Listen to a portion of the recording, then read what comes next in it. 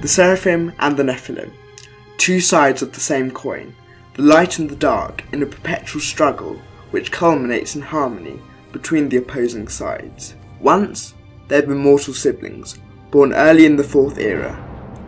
They had been Bretons, citizens of High Rock. Their parents had not been wealthy. In fact, they could barely afford 2 hungry mouths to feed. Such was the intensely hierarchical nature of Breton society, which saw the 1% free to spend exorbitant sums advancing their political interests, while the unrepresented masses toiled fruitlessly beneath them. Both children had a natural athleticism, and this led them to embark on careers of bounty hunting. From the youthful gaze of the pair, it had the appearance of an exotic vocation, hunting down dangerous enemies, bringing the canker of society to justice, for the right price, of course. It was not what they had imagined at first, as contractors were far more willing to hire established bounty hunters, but through extensive training in their weapons of choice and risk-taking, they began to gain a foothold in the market. However, in correlation with their success, was a rift which began to form between the brother and sister, and this all came to a head at the end of a very successful bounty mission. Everything had proceeded according to plan. They had tracked the group of miscreants for 2 days, launching their attack under the cover of darkness.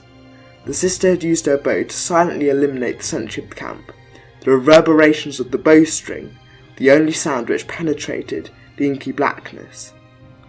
At the same time, her brother rushed in, ensuring to exaggerate the noise of the attack, making it seem like they were being ambushed by a much larger force.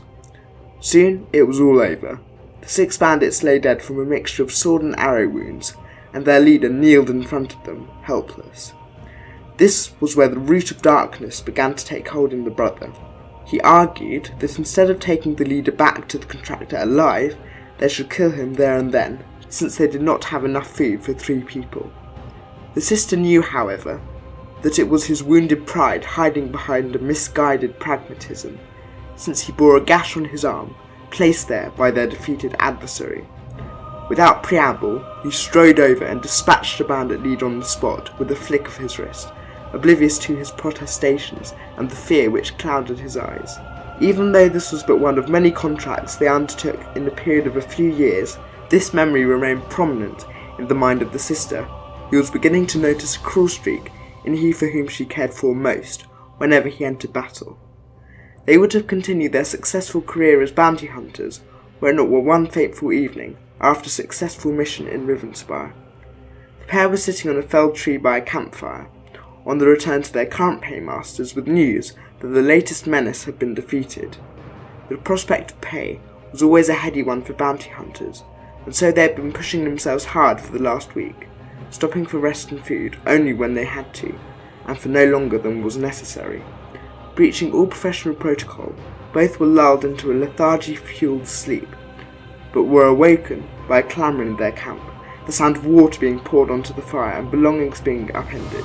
Both were grabbed by their assailants and, despite being outnumbered 10 to 1, lashed out in the darkness.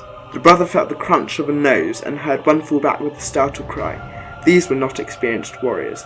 However, both were incapacitated with a knock to the head, and when they came to, they found themselves in a temple of sorts, marked out as sanctified ground by the grey sloping arches, elegant despite their age, and the likeness of Arcade, looking down upon them severely.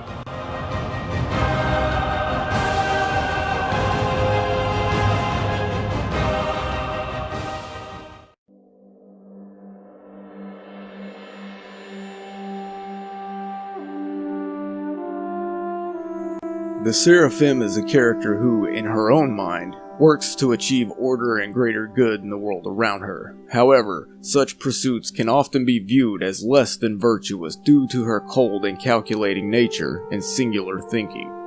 She is steadfast and rigid in her views and has no problems eliminating any threat perceived, real or imaginary.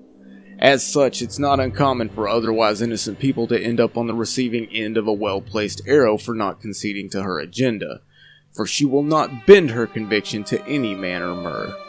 Not all confrontation ends in bloodshed, however, as her time as a mercenary taught her not only how to kill, but diplomacy as well, and often she is capable of swaying a situation with words alone. While the primary quest line of defeating Alduin will of course be very important to the character, perhaps even more important to the Seraphim will be the rise of Miraak, as she will see him as an insult not only to her own pride as Dragonborn, but also the personification of the evils of humanity, one that must be snuffed out at all costs lest the world fall to total corruption. In regards to faction choice, the Dawnguard is a given, as the undead plague is a blight upon her ideals of a utopian Tamriel. The College of Winterhold and the Companions are also fair options, though she will never be truly devoted to either, and in the case of the Companions, she will turn on them the very instant she learns of their lycanthropy. How this will play out in the long run will be up to you. And finally, in regards to the Civil War, the Seraphim will side with the Empire. While she does vilify the Thalmor, she views the Empire as Tamriel's best chance for true order to blossom. The Thalmor are an evil that she will have to deal with at a later time. In combat, the Seraphim is a versatile fighter with many options, but your preferred method of engagement will be from range, nailing opponents with sneak attacks as often as possible. Should melee combat become unavoidable, you will have a dagger to fall back on, as well as offensive spells such as Blue Giant and Corona. Become Ethereal and Bend will give you means by which to put distance between yourself and your foes should things become too heated.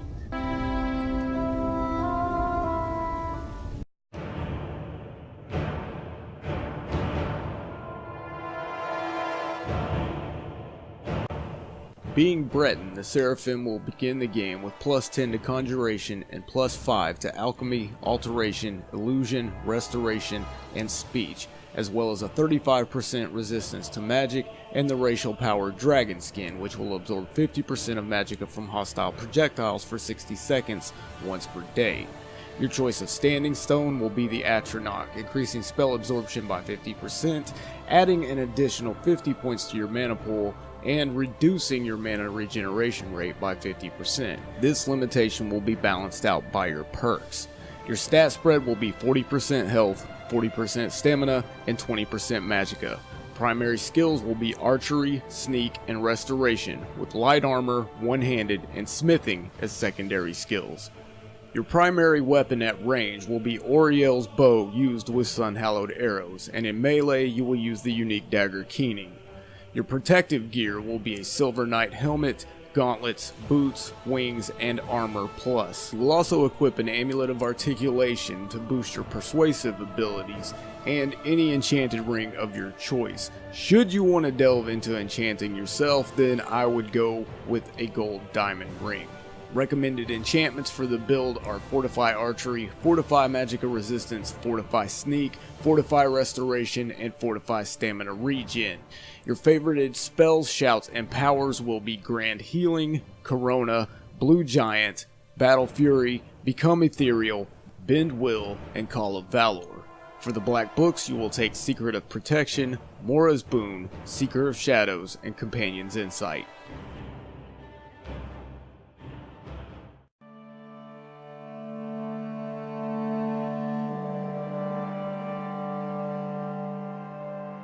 In archery, you will take 5 points in overdraw, causing your bows to deal 100% more damage. Eagle Eye, allowing you to zoom in while aiming your bow. 2 points in steady hand, allowing you to slow time by 50% while zooming at the cost of stamina. Power Shot, causing your arrows to stagger all but the largest opponents 50% of the time. Quick Shot, allowing you to draw your bow 30% faster. Bullseye, allowing attacks with bows to have a 15% chance to paralyze your targets. 1 point of critical shot, giving you a 10% chance of critical hit that deals extra damage. Hunter's Discipline, which will allow you to recover more arrows from bodies. And finally, Ranger, which will allow you to move faster with your bow drawn. In Sneak, you will take 5 points in Stealth, making you 40% harder to detect while sneaking. Backstab, which will make sneak attacks with one-handed weapons deal 6 times damage. Deadly Aim, which will allow sneak attacks with bows to deal 3 times damage. Assassin's Blade, allowing sneak attacks with daggers specifically to deal 15 times damage. Muffled Movement, which will reduce the noise made by your armor by half. Lightfoot, which will cause you to no longer trigger pressure plates. Silent Roll, which will give you a quick forward roll movement when pressing sprint while sneaking, and Silence, which will cause walking and running to no longer affect detection. In Light Armor, you will take 5 points in Agile Defender, increasing your armor rating for light armors by 100%. Custom Fit, giving you a 25% armor bonus when wearing all light armor. Unhindered, which will cause light armor to weigh nothing and will not slow down movement. Windwalker, which causes stamina to regenerate 50% faster when wearing all light armor. Deft Movement, giving you 10% chance of avoiding all damage from melee attacks while wearing all light armor. And Matching Set, giving you another 25% armor bonus when wearing a matching set. In Restoration, you will take Novice, Apprentice, Adept, and Expert Restoration, reducing the cost of associated spells by 50%. Regeneration, causing healing spells to cure 50% more HP. Respite, allowing your healing spells to also restore stamina.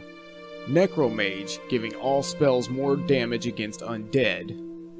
2 points of recovery, increasing your magic regeneration rate by 50%. And Avoid Death, healing you once a day for 250 HP when your health falls below 0. In One-Handed, you will take 5 points in Armsman, increasing damage dealt by one-handed weapons by 100%. And finally in Smithing, you will take Steel and Elven Smithing, allowing you to craft and further upgrade all associated armors and weapons. And Arcane Blacksmith, allowing you to place 2 enchantments on any single piece of gear.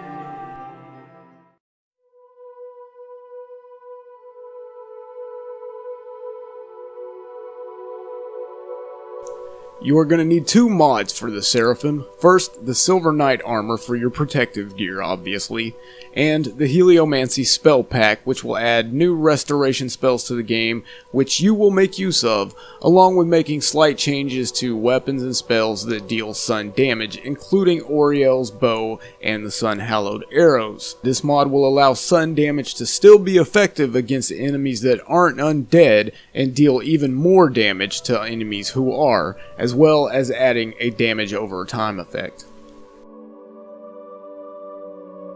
So, that's all for this build. Many thanks go to Shadowlord Zero of MasterQuest Gaming for this collaboration. The link to his video will be down in the description. Don't forget to check out his channel for the next instalment of the duality, the Nephilim. Thanks very much for watching, and see you next time with another video.